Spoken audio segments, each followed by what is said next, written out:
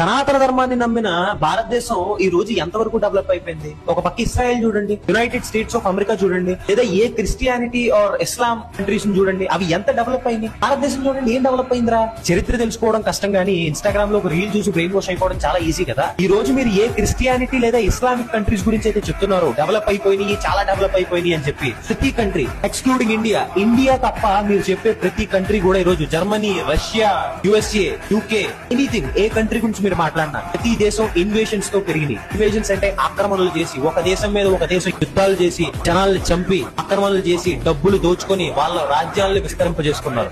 కానీ 10,000 సంవత్సరాల సివిలైజేషన్ ఉన్న నా భారతదేశం ఏ దేశం మీద కూడా ఎప్పుడూ మొదటిసారిగా దండెత్తలేదు, యుద్ధం చేయలేదు. 1000 సంవత్సరాలు ప్రపంచంలో ఉన్న 30 నుండి 35% జీడిపి మా దగ్గర ఉండేది. అంత రిచెస్ట్ కంట్రీ ఇండియా. ఈ రోజు మీరు చెప్పి యూరోప్ సైడ్ కంట్రీస్ అన్ని కూడా వాళ్ళు నోమడిక్ లైఫ్స్ అంటే ఎర్లీ హ్యూమన్స్ కి, ఆది మానవుల్లో బతికే టైం కి మేము మా సివిలైజేషన్ లో అగ్రికల్చర్ చేసి అన్నం తింటున్నాం. వాళ్ళు గుహల్లో బతికి ఆకులు కట్టుకుని వేటాడే టైం కి మా దగ్గర బిగ్గెస్ట్ సివిలైజేషన్స్ ఉన్నాయి. That is India for you. తర్వాత 1000 సంవత్సరాలు చూసుకుంటే ముగల్స్ వచ్చారు, మన దేశాన్ని దోచుకున్నారు, ఆక్రమించారు, ఎంతో మందిని చంపేశారు, ఎంతో మందిని ఫోర్స్ఫుల్ గా ఇస్లాం లో కన్వర్ట్ చేశారు. ఇన్ని చేసిన తర్వాత 250 సంవత్సరాలు మళ్ళీ బ్రిటిష్ వాళ్ళు వచ్చారు. ఎస్టిమేటెడ్ గా ఈ రోజు వాల్యూలో చూస్తే బ్రిటిష్ వాళ్ళు 250 సంవత్సరాల్లో మన దగ్గర నుండి $45 ట్రిలియన్ ఆస్తిని మన దగ్గర నుండి తీసుకున్నారు. వాళ్ళు $45 ట్రిలియన్ అంటే ఈ రోజు చైనా, అమెరికా జీడిపి కూడా అంత లేవు. ఎంత కొలనైజేషన్ జరిగింది, ఎంత దోపిడీ జరిగింది భారతదేశం మీద.